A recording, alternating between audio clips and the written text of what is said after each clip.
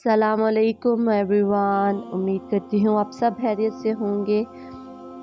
और आज हम पार्ट 3 सूरह साका स्टार्ट करने से पहले मैं सबसे गुजारिश करना चाहूँगी कि प्लीज़ मेरे चैनल को सब्सक्राइब करें, लाइक करें और इसको शेयर करें।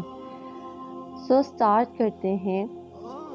औज़ु बिल्लाहि मिनश शैतानिर रजीम, बिस्मिल्लाहिर रहमानिर रहीम। आज आयत नंबर 26 से 29 तक। सो तर्जुमा उसका करते हैं। तर्जुमा। ए दाऊद, बेशक हमने आपको ज़मीन में नायाब पैदा किया है, तो आप लोगों के दरमियान हक़ के साथ फ़ैसला कीजिए और ख्वाहिश की पैरवी ना कीजिए, तो वो आपको अल्लाह के रास्ते से भटका देगी। बेशक जो अल्लाह के रास्ते से भटक जाते हैं उनके लिए सख्त अज़ाब है, इसलिए कि वो हिसाब के दिन को भूल गए। और हमने आसमान और ज़मीन और जो कुछ इनके दरमियान है उसे बेकार पैदा नहीं किया। ये तो सिर्फ़ काफिरों का ख्याल है, तो काफिरों के लिए जहन्नम की आग से तबाही है। क्या हम कर देंगे इन लोगों को जो ईमान लाए और उन्होंने नेक अमाल किए, उनकी तरफ जो ज़मीन में फ़साद करने वाले हैं? क्या हम परहेज़गारों को बुरे लोगों जैसा कर देंगे? ये किताब जो हमने आप पर नाजिल फरमाई बहुत बाबरकत है, ताकि लोग इसकी आयतों में गौर करें और ताकि अक्लमंद लोग इससे नसीहत हासिल करें। दोस्तों, आयत नंबर 26 में हज़रत दाऊद अलैहिस्सलाम की खिलाफत का जिक्र है कि मुकदमे वाले वाक़ये के बाद अल्लाह ताला ने हज़रत दाऊद अलैहिस्सलाम को खिलाफत अता फरमाई और उन्हें ज़मीन पर अपना खलीफा मुकर्रर किया। नबूवत के मनसब के अलावा खिलाफत दी गई और खिलाफत के मनसब की जिम्मेदारियां बयान करते हुए इरशाद फरमाया कि लोगों के दरमियान हक़ व इंसाफ से फ़ैसला करना, ख्वाहिश नफ्स की पैरवी ना करना, क्योंकि ख्वाहिश नफ्स की पैरवी इंसान को गुमराह कर देती है और गुमराही का अंजाम दोज़ख का शदीद अजाब है। इसी तरह 27 और 28 आयात मुबारका में आखिरत की जज़ा और सज़ा और कुरान की फजीलत बयान की गई है। इससे पहली आयत में गुमराह लोगों को आखिरत के अज़ाब से डराया गया है। अब ये बताया जा रहा है कि वो दिन ज़रूर आएगा।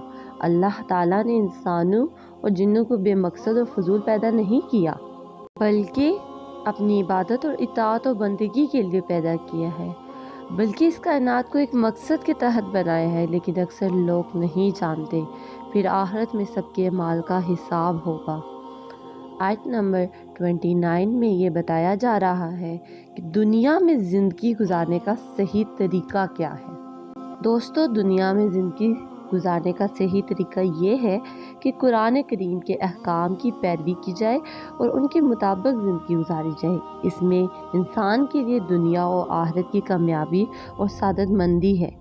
दोस्तों, क्या आप लोग जानते हैं नबी पाक सल्लल्लाहु अलैहि वसल्लम जब हज़रत दाऊद अलैहिस्सलाम का जिक्र करते तो उन्हें अब्दुल बशर, सबसे ज़्यादा इबादत गुजार इंसान के कहकर उनका जिक्र करते थे।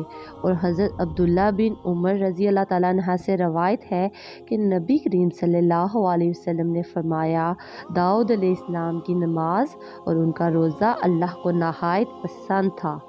वो आधी रात तक सोते और तिहाई रात क़याम करते थे, फिर रात का छठा हिस्सा सोते थे।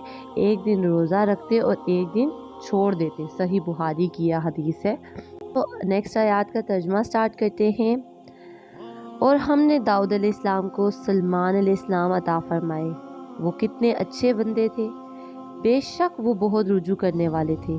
जब शाम के वक्त उनके सामने पेश किए गए उम्दा नस्ल के तेज़ रफ्तार घोड़े, तो सुलेमान अलैहिस्सलाम ने फरमाया, बेशक मैं पसंद करता हूँ माल घोड़ों की मोहब्बत को अपने रब की याद के लिए, यहाँ तक कि घोड़े पर्दे में छुप के। फिर फरमाया, इन घोड़ों को मेरे पास वापस लाओ। तो उन्होंने उनकी पंडलियों और गर्दनों पर हाथ फेरना शुरू कर दिया। और यकीनन हमने सुलेमान अलैहिस्सलाम की आजमाइश फरमाई और उनके तहत पर एक जिस्म डाल दिया। फिर उन्होंने अल्लाह की तरफ रुजू किया। उन्होंने अर्ज़ किया, ए अल्लाह मेरे रब, मुझे बख्श दे और मुझे ऐसी बादशाहत अता फरमा कि मेरे बाद किसी को मुयस्सर ना हो। बेशक तू ही बहुत अता फरमाने वाला है। دوستو آیت نمبر 30 کا مفہوم کچھ اس طریقے سے ہے کہ اس سے پہلے حضرت داؤد علیہ السلام کا قصہ بیان ہوا ہے، یہاں سے ان کے بیٹے حضرت سلیمان علیہ السلام کا قصہ شروع ہوتا ہے۔ حضرت سلیمان علیہ السلام کو بھی اللہ نے بہت سے انعامات سے نوازا تھا تاکہ وہ اللہ کا شکر ادا کریں۔ ارشاد ہوا کہ ہم نے داؤد علیہ السلام کو سلیمان نامی بیٹا عطا کیا جو بہت نیک و صالحہ بندہ تھا، ہر حال میں اللہ کی طرف رجوع کرنے والا اور اس کا ذکر و تسبیح کرنے والا تھا۔ آیت نمبر 31 سے 33 میں حضرت سلیمان علیہ السلام کا ایک واقعہ بیان ہوا ہے۔ ایک مرتبہ معائنہ کے لیے ان کے سامنے شاہی اصیل گھوڑے لائے گئے جو بڑے تیز رفتار اور عمدہ نسل کے تھے۔ انہیں دیکھ کر حضرت سلیمان علیہ السلام کہنے لگے، میں نے اپنے رب کی یاد کی خاطر جہاد کے ان گھوڑوں کے مال سے پیار کیا ہے۔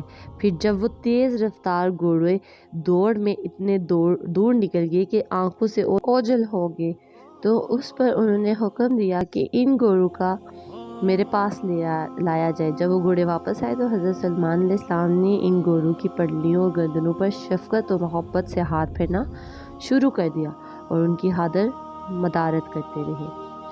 آیت نمبر 34 اور 35 ان آیات مبارکہ میں حضرت سلیمان علیہ السلام کی آزمائش اور ان کی اللہ سے التجا کا ذکر ہے۔